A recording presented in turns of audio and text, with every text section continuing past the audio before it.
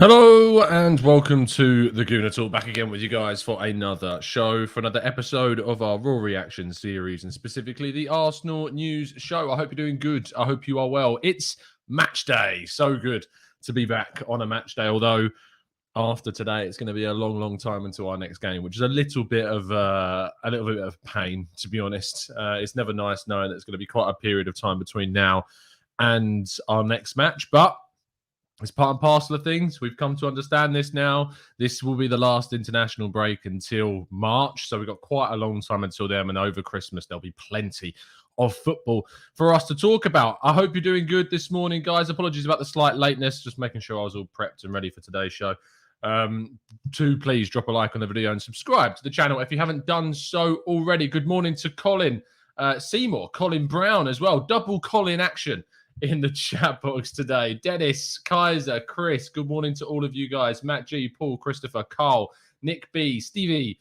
We've got GGTV for you. We've got Dennis. We've got Jacobus. We've got Steve Stone. We've got Rancid. We've got True Fact. We've got Julian.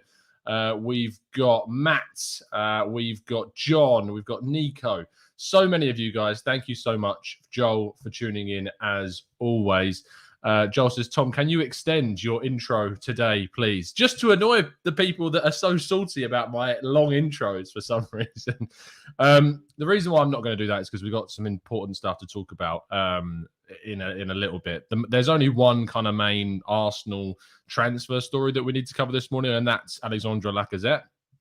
He has been linked again with a move to Barcelona. And interestingly, he is a player that we know is out of contract at the end of the season.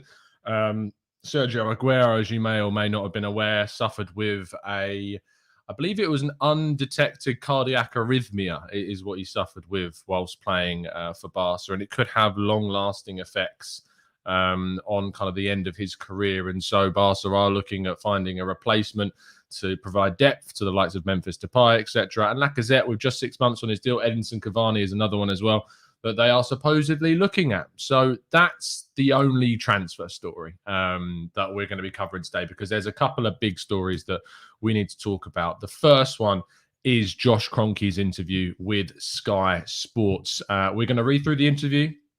We're going to get your thoughts and your feelings on a lot of this, and then we're going to talk about the third topic of today's show, which is a little bit more serious and something that definitely cropped up on my social media feed yesterday. And I know that a lot of you guys got involved with it as well. So let's go on to the Sky Sports interview. Let me just share my screen so you guys can read along with me.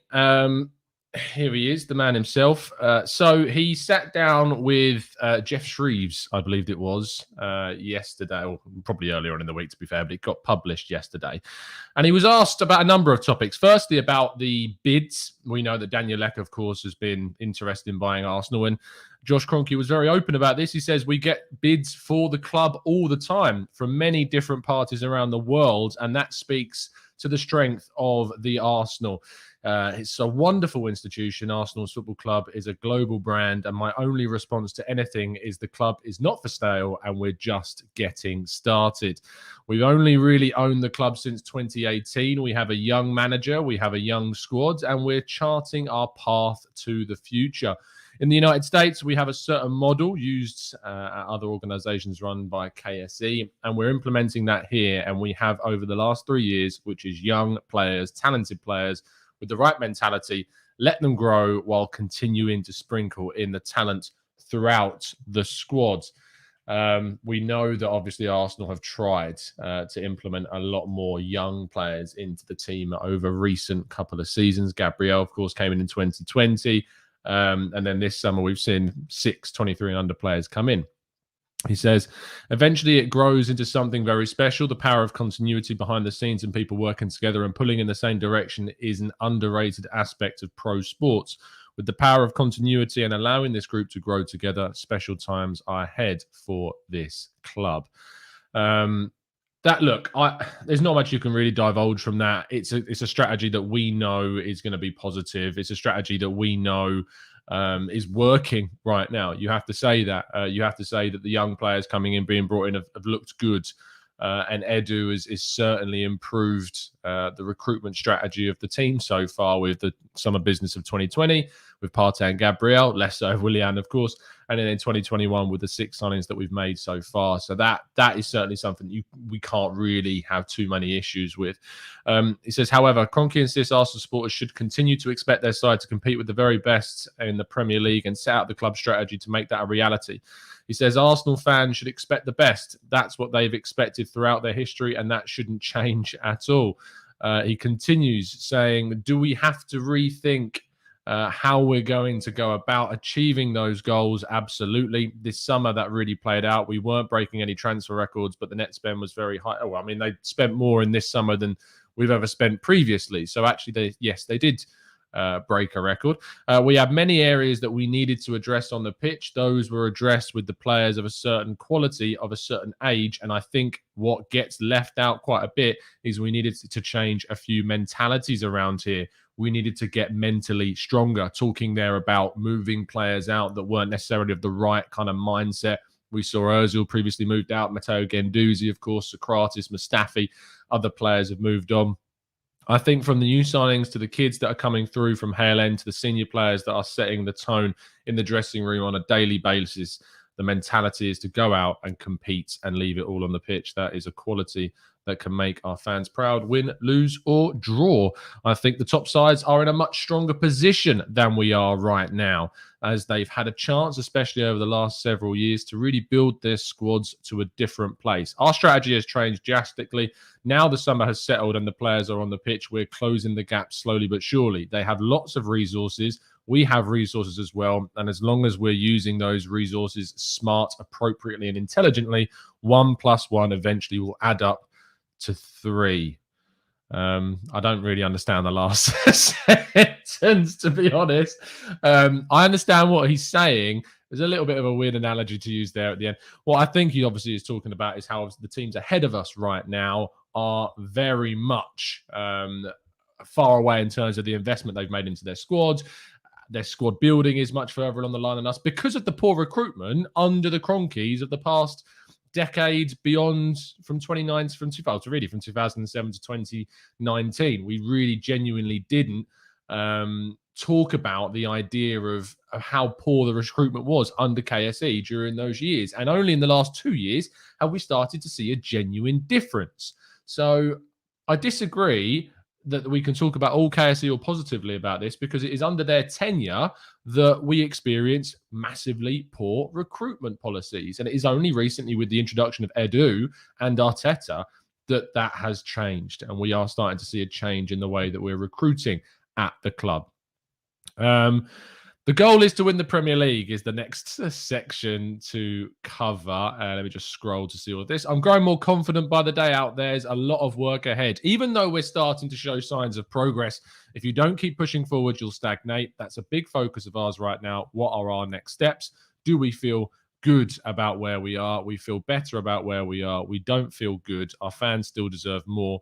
We need to get back into the top 4. We need to start qualifying for the Champions League regularly. And with that Champions League qualification comes a different level of how you can recruit players. The best players want to play in the best league in the world, which is the Champions League outside of the Premier League.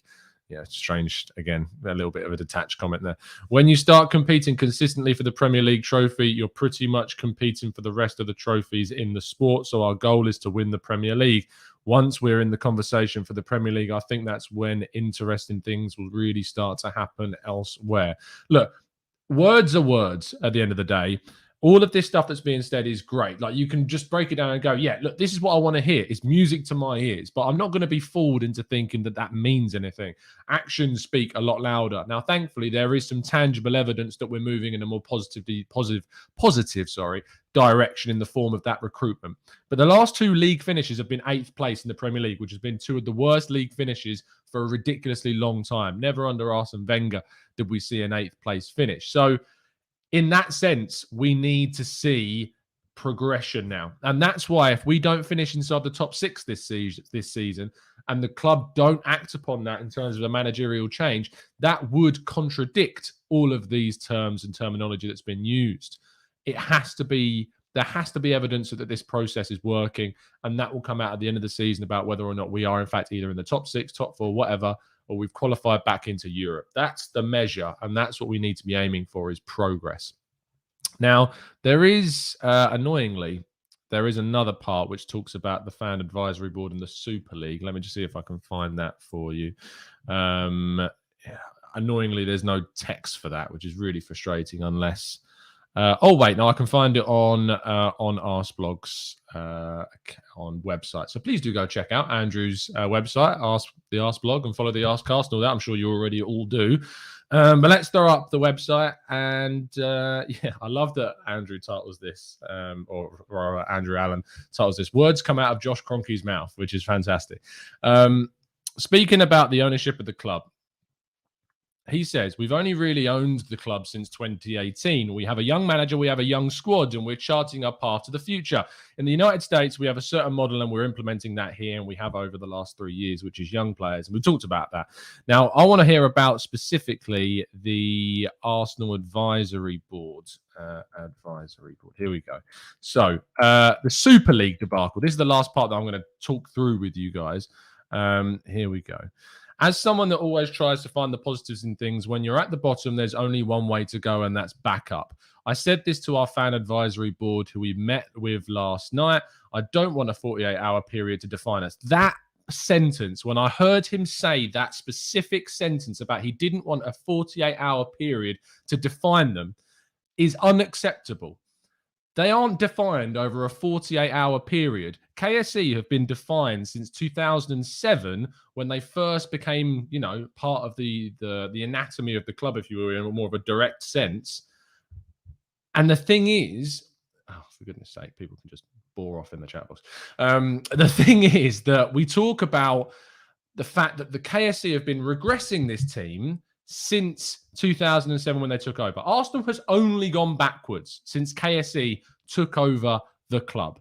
And that, for me, to say that they don't want a 48-hour period whereby they put us into the Super League, which, let's be real, has not been over a 48-hour period. They were planning to do this for a long, long time. A long, long time. And we're sure that the Super League will come back. It's not yet dead. We know that Real Madrid, Barcelona, Juventus are not off the hook, and they still are very much wanting to push ahead with plans to try and get Premier League clubs involved in some form of project, because they know without them, it can't succeed because of the Premier League's size.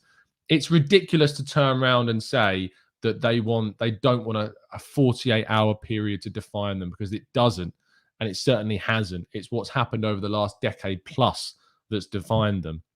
Anyway, he continues by saying, "We were presented with an opportunity. We asked ourselves a question, which was what was worse, a Super League or a Super League without Arsenal? We've heard all this before, and we answered that question, that we should be included in that. Were we wrong? Obviously, we listened to our fans. We made a quick pivot, removed ourselves from the situation. We apologized, and now we move forwards."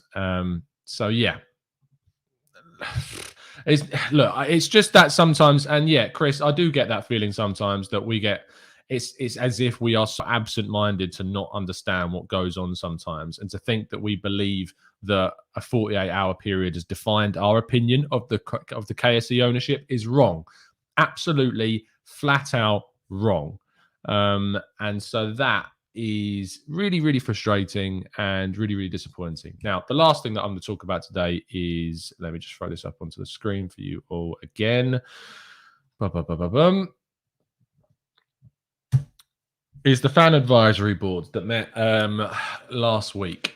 Now, to tell you who's in this image, courtesy of at AFC Mikey on Twitter, pictured are the advisory board members, back row left to right: Tim Lewis, AFC board director; Drew Gray, Arsenal Independent Supporters Association; Vinay Venkatesham, Arsenal chief executive; Tim Payton, Arsenal Supporters Trust; Josh Kroenke, AFC board director; Mark Brindle, AFC supporter liaison officer; Mark Ganella, AFC media and communications director; Zach Wagman, Young Fans representative; Daniel Bailey at the bottom left-hand corner, Arsenal Disabled Supporters Association; Angus Morat, Gay Gooners; Mick Padfield, Domestic Supporters Clubs; and Thomas Ballagard, International Supporters Clubs.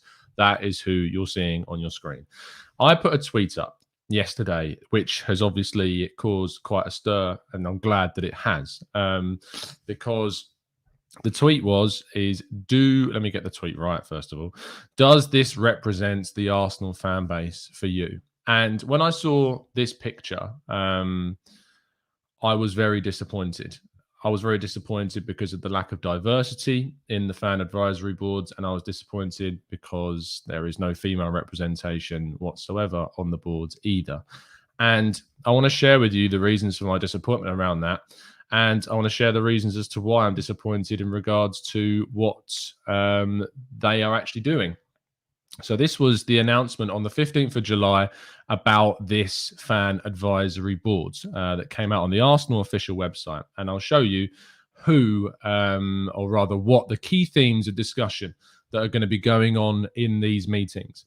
So the key themes are preserving our culture and traditions while celebrating our history, future direction and structure of the game, both domestically and in Europe, engaging and growing our support around the world, continuing to make a meaningful difference to those in need in our community work at home and abroad. Our work on diversity and inclusion, in particular the fight against online abuse, growing the profile of Arsenal women and women's football more generally, developing revenues to maximize investment in players, and further areas as agreed in consultation with the Arsenal Advisory Board. Now, it is these two key themes that I want to highlight. How can a advisory board work on diversity and inclusion when the board itself is not diverse or does not include people of color and does not include any female representation whatsoever? This is a really, really disappointing thing for me. Now, in response to my tweet yesterday, which, as I said, got a lot of people talking, I was so angry to see responses along the lines of, well, if they're the best people for the job, who am I kind of to disagree with that? Well, if you want to work on diversity and inclusion, and if you want to work on the fight against online abuse, which includes racism and sexism, how are the people on the advisory board supposed to know what dealing with sexism is like? How can you have that empathetic feeling? How can you have the knowledge of what it's like to be a victim of sexism, to be a victim of racism? How can that happen without representation of people that have experienced those awful things or that ever will experience those awful things? How can it be acceptable? How can the first thought process for someone when it's challenged as to why there is not a more diverse representation on this board, both through the color of people's skin, who experience things that I will never experience ever. I was going to say most likely, but I can pretty much guarantee ever in my lifetime that I won't experience. And that the fact that there's no female representation there either. And that the fact that people can respond to this problem being highlighted by trying to justify it, it staggers me. To be fair, does it stagger me? It probably doesn't stagger me. It staggers me in the sense that they're there, that these people have responded that way. And Cameron Brooks in the chat box highlighting that Vinay Venkatesham is a person of color. He is not he's not in the sense on the fan advisory board. He's not one of the fan representatives. Vinay is part of the club. He is an employee of the club, and it's about the club and the people within the club working with those fan groups, with fans in general coming onto the board. That's a problem. That is not enough. And the fact that is being used as something to say, oh, it's fine because Vinay Venkatesham is there. Oh, it's fine. Completely then ignoring the fact that there is still no female representation there. Is that really the way in which people want to respond to this? That the response to saying that there is no person of color on the fan side of the fan advisory board or no female representation, that a response to that has been, well, Vinay Venkatesham is there. That's really disappointing. That's really, really disappointing. A little bit disappointed in the chat box, actually. In regards to the second point there, it says growing the profile of the Arsenal women and women's football more generally. That in itself is so... it's difficult to speak about this because it is something that I get very emotional about, obviously, and talk about a lot on the channel, from not my own experiences, but from the experiences of people close to me as well. So that it is just very disappointing. And I didn't want to sit here and not bring this up and not talk about after bringing it up on social media yesterday, but I was really taken aback by some of the responses that I got on social media. And that really is an issue. Joe says, unless you have been racially abused or profiled or faced sexism, you wouldn't know how it feels or how to respond to it. So I totally get what Tom's saying. And this is something that I just think people completely ignore. Say that they go into the meeting, and one of the things on the 2 times a year that that the fan advisory board meets with the club is that they want to talk about tackling sexism or tackling racism online and how the club can do more to tackle it.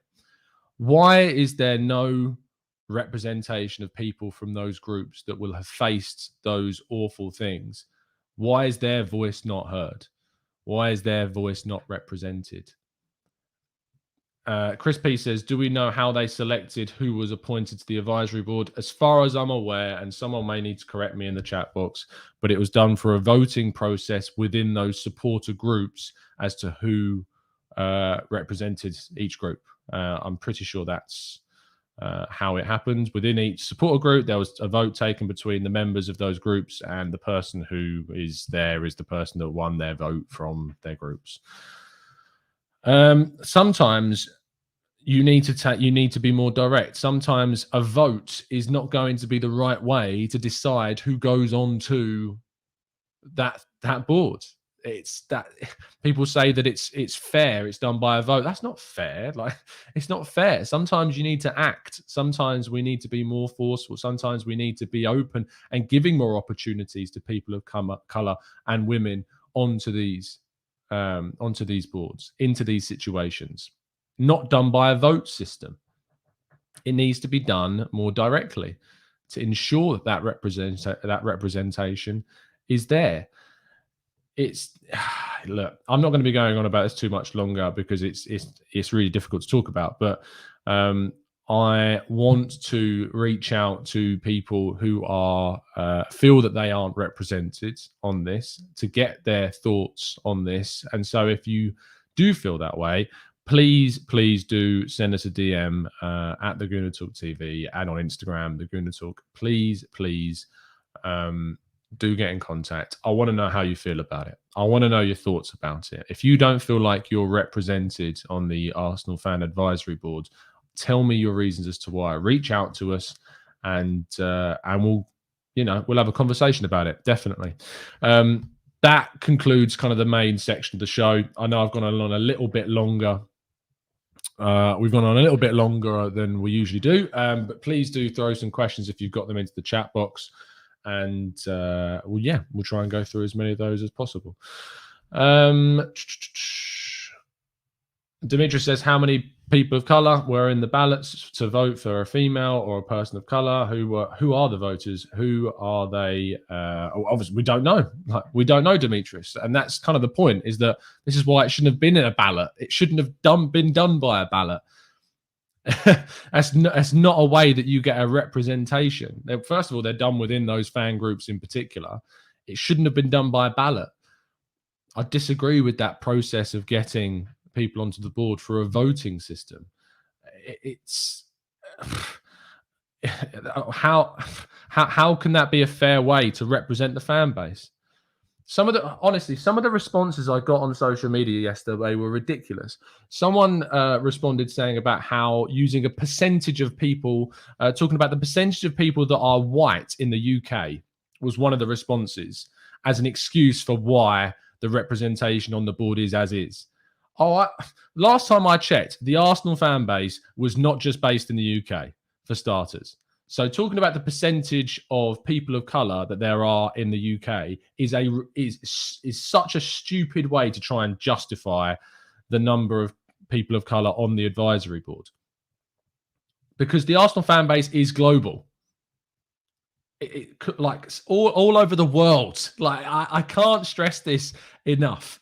So if your representation is just through UK-based Arsenal fans, that in itself is ridiculous. Absolutely ridiculous to just represent it in that sense. So I couldn't quite believe that. And the irony is that if you go back through history enough, the ancestors of that person probably came from another country as well, showing the absolute irony of that in any way. People need to learn their history. Should we go by country, says John? Look, it's very difficult to talk about like the fair way. It's not about fair. It's not about being fair in terms of having the right proportion of different backgrounds of people. That's not what it's about. It's about ensuring that you've got representation of as many different ethnic backgrounds, sexualities, genders as possible, because people can only speak from their own experiences. And if you don't have enough people to talk about their experiences from their life that they've gone through, from their background or sexuality or gender, like, you can't have a fair representation in that sense. That's the only fair that comes into things. It's not about making it a vote so it's fair who goes on. That's not fair. Like, that's a ridiculous way again of trying to sort out this type of thing out. But yeah, look, it's very, very difficult. Ronnie Whiskidder says, I'm from Brisbane, Australia, and when I lived in Leeds, I saw many South Asian people living there, and London is multicultural as you can get. They need to get with the times as a club. I mean, Arsenal, it's not just Arsenal. Look, football in general is an exceptionally multicultural sport. People of different backgrounds, nationalities, all are involved in this sport, in the women's team, in the men's team.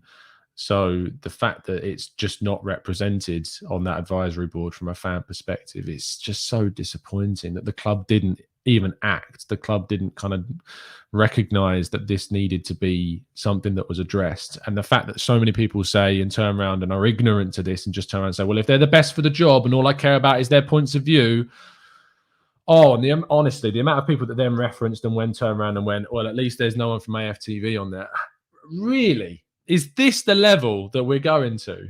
Is this the level that the hatred towards a fan channel, that you're just willing to ignore the fact that there's no diverse representation? But as long as your hatred towards a fan channel is represented there, honestly, the priorities that people need to get right in this world, it's scary. It's very, very scary. GGTV for you says, Tom, do you think Josh is doing that all for nothing show? I think he is. Yeah, I'm sure that he's going to be on there. I'm sure that he's going to be there. So it's, look, at the end of the day, the all or nothing show is, I'm excited about it. I always said I was buzzing for it, but it's so far down my list of priorities to talk about with Arsenal at the moment. It's like, it's just going to be something we focus on and watch at the end of the year. So there you go. Yeah, I mean, ironically, Demetrius, AFTV do have a more diverse representation than that fan board. The irony. Art says, Tom, I can see Gabriel Magalhaes joining a huge Serie A club in the next 2 to 3 years. I can't personally. No, I can't see that. Izzy says, the club looks like they will consulate. What does consulate means? Is that a word? Am I learning a new word? No. You mean communicate? I think maybe you mean communicate. Communicate with, kick it out when they want to deal with anything sensitive. Well, you don't know that, first of all. There's no way of knowing. And I'm sorry, but kick it out's been around for a long time. And if anything, racism is getting worse in this sport. Look, gestures are gestures at the end of the day. It's action that we need. Action is what is necessary. When you see thousands of fans booing players, taking the knee, and you recognize the racism that's involved in this sport, when the players themselves have come out and said that they are taking a knee to make a stand against racism, And the players are telling us why they're doing what they're doing, and yet they are booed for doing it. If you need any more evidence that racism exists in this sport, I don't know what you can see to tell you that. I really don't know what you can see. Yeah, exactly. What have they kicked out? Nothing is. It's so frustrating, and I know it's very hard to it's very hard to try and it's making suggestions about what can be done to reduce racism in sport. I mean, it shouldn't be hard, really, but it's hard because the powers that be, your Facebooks, your Twitters, your social media companies of this world are not doing enough. The classic line of "it takes seconds to get down a copyrighted video, but how long does it take to get down racial abuse online?" Like, there's not enough done from that side of things. Mark Zuckerberg's too interested in rebranding his company because it was dying than sorting out the amount of people on his platform that get racially abused. You've then got a situation whereby the clubs aren't doing enough. Like, if in my mind, if the players are taking the knee before a game, if there is a way to pan into the crowd and see fans that are booing those players taking the knee, they should be ejected and banned from the stadium for a certain amount of time until they feel they have been educated as to the reasons as to why it is wrong to boo players taking the knee. Action can be taken. Things can be done, but not enough effort is being put in to tackle these things.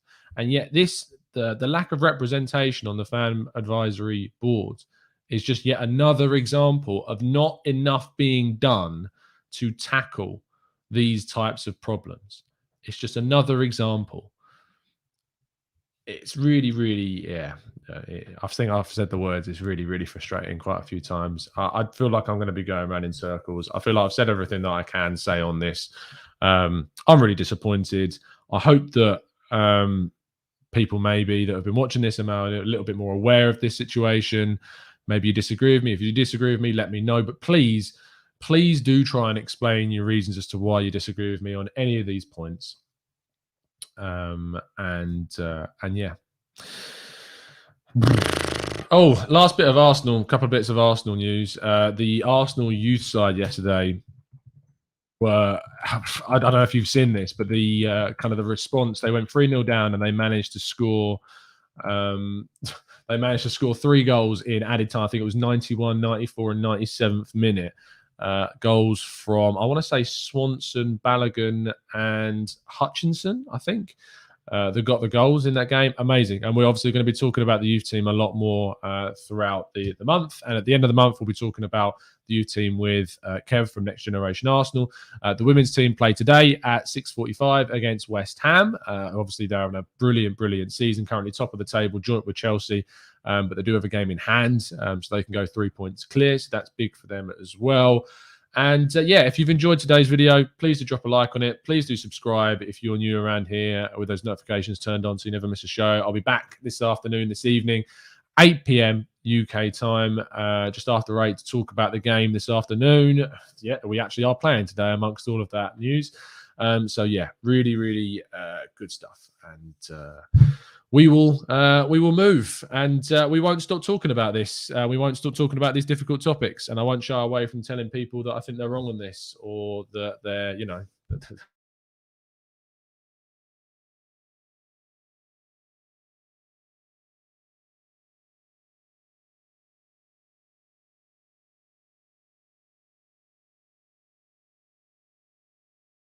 they tried to shut me down. Oh no, I'm back. I thought they tried to shut me down.